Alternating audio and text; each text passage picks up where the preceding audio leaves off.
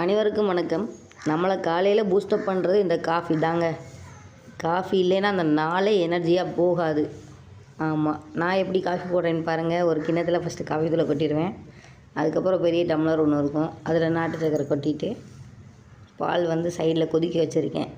பாருங்கள், இது முடிஞ்சோடனே வரும் பாலை கொதிக்க வச்சுருக்கேன்.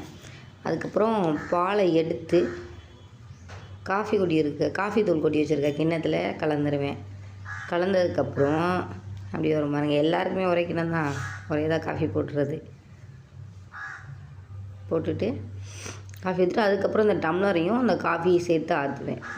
பாருங்கள், டம்ளரில் இருக்க நாட்டு சக்கரையை ஊற்றி பாலை ஊற்றிட வேண்டியதான், தூக்கி ஊற்றி ஆற்ற வேண்டியதான். ஃபைனலில் நமக்கு ஒரு காஃபி கிடச்சிருச்சு.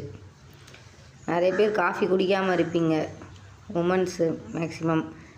நம்ம தான் பார்த்துக்கணும். அதனால் எல்லாருக்கும் போட்டு கொடுக்குற காஃபி டீயை நம்ம கட்டாயம் ஒரு டம்ளர் குடிச்சே ஆகணும். ஏன்னா நமக்கு கால்சியம் பாலில் இருக்குது.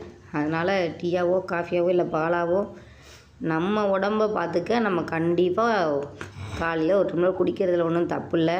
எல்லாருமே காஃபி குடிங்க. நம்ம உடம்பை நம்ம தான் பார்த்துக்கணும். நம்ம வீட்டில் இருக்க எல்லாரையும் பார்த்துக்குருவோம், அது மாதிரி நம்மளே பார்த்துக்குவோம். அவங்க காஃபி போட்டு தரணும், ஊற்றி தரல, பக்கத்து வீட்டில் போட்டு தராங்கன்னு நினைக்காம நம்மளும் ஒரு டம்ளர் காஃபி எடுத்து குடிப்போம். எல்லாருக்கும் குட் மார்னிங்.